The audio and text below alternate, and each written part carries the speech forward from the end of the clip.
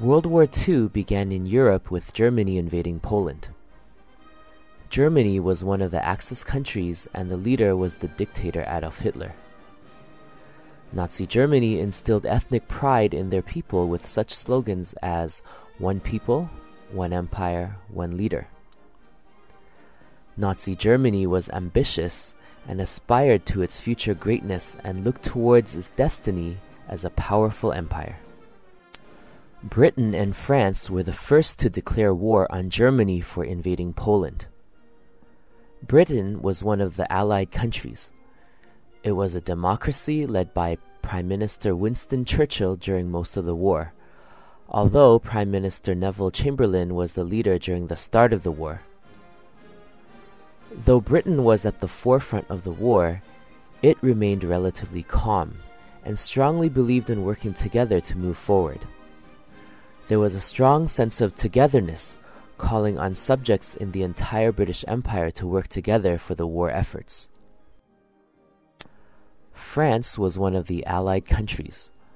Originally led by President Albert François Le Brun, France fell to Nazi Germany shortly, and the main leader of Free France, basically the French government in exile, was Charles de Gaulle. Since France fell to Nazi Germany very early, much of their effort was to fight back with other Allied nations and free themselves from Germany. Thus, resistance and liberation was a huge part of France during World War II. Italy was also one of the Axis countries. It had a fascist government led by the dictator Benito Mussolini. Italy's fascist regime aspired to restore the Roman Empire in the Mediterranean.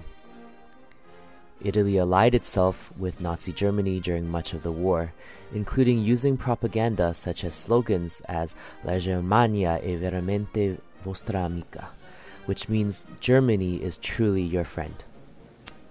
During World War II, Russia was known as the Soviet Union and was a communist country controlled by the dictator Joseph Stalin.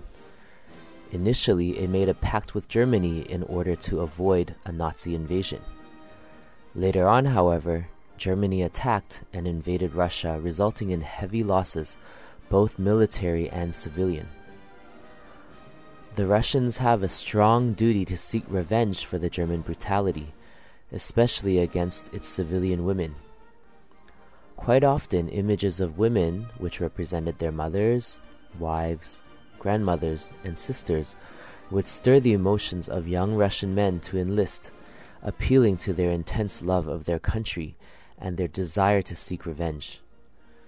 Eventually, the ideology of communism was played down and nationalism became stronger. People felt exonerated to defend their country in the name of Mother Russia or Father Soviet Union. Japan was the third Axis country. Although Japan was a constitutional monarchy and ruled by Emperor Hirohito, the military led by Prime Minister Hideki Tojo and Minister of War Fumimaro Kanoi played a major role. Japan justified their invasion of other Asian countries as liberators of Asia, defending Asians against Western colonial powers. Their ideology was uniting all the Asian countries together as one big happy family. They felt that since they were the strongest and most advanced country in East Asia, only they were strong enough to save the other Asian nations from Western imperialism.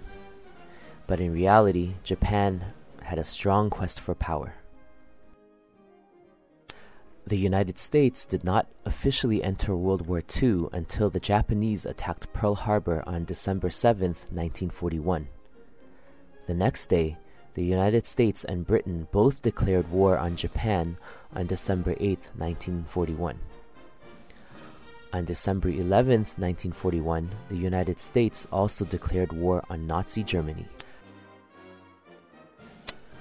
The United States was one of the Allied countries during the war, led by President Franklin D. Roosevelt. During World War II, he died from a stroke, and Harry Truman replaced him as president towards the end of the war.